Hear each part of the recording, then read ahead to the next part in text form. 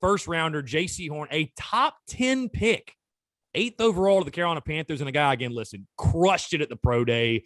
A guy who, it's funny, by his own fan base, had, according to many, a mixed bag of results at South Carolina, just because he didn't put up the numbers because the ball wasn't thrown his way. I mean, didn't have an interception until his junior year, but obviously for anybody who watched the film, like I'm sure you did, anybody who watched these games understood, hey, the ball's not going his way because he is eliminating that side of the field.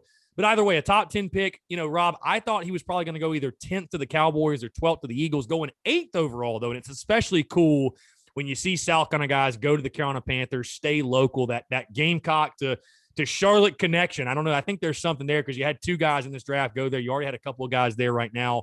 But talk about Jaycee Horn, his game overall. I actually have your tweet, or I did have it pulled up. Yeah, here we go. I have your tweet pulled up. It says, gets to play for his dad's old rival, the biggest alpha in the class who bullies wide receivers at the line of scrimmage, press man stud who has the attitude you love in a cornerback, ball skills, click and close, clean feet, and always attacking ball carriers. He has everything, and you gave it an A grade. So talk about that pick, Jaycee Horn to Carolina. What do you like about that? And what do you like about Jaycee Horn as a prospect and a guy who translates to the next level? So I'm with you in that I was a little surprised he went 8th. I thought, yeah, Cowboys 10 would have made sense. I'm happy Carolina took him 8th. I know they obviously everyone's going to talk about how they passed on Justin Fields, but they made the trade for Sam Darnold. Yeah. So you can kind of understand the thought process. Last year's draft, they invested every pick in defense, and they're not done. They lost James Bradbury to the Giants in free agency 2 off seasons ago. So Jaycee Horn's coming in. He's going to be corner 1 from day one. I had him above Patrick Surtain in the corner rankings. He was my favorite corner, one of my favorite players in the draft. And in the tweet I mentioned, biggest alpha in the draft.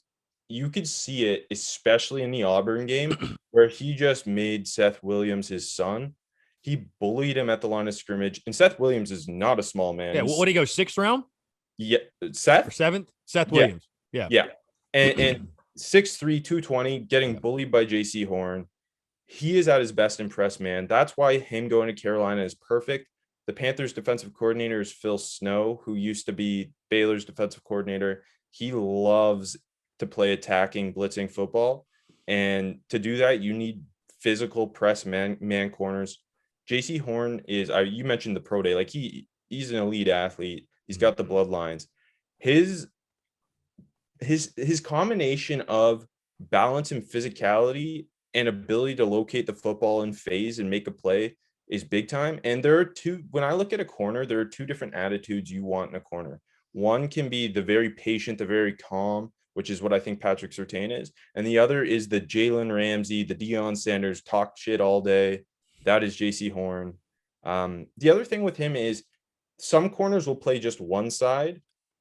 He moved all over as a matchup player. I mean, you throw on the Florida tape, he was covering Kyle Pitts at times, which is the hardest man to cover in college football.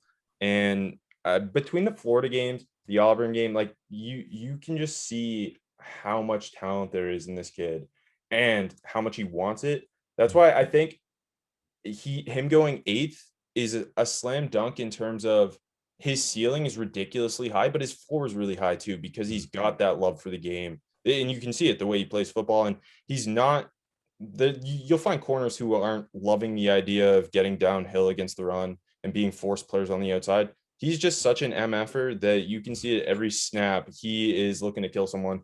I absolutely love him. I love the fit. I think that's a big part of the NFL draft process, is making sure guys end up in the right scheme with the right team.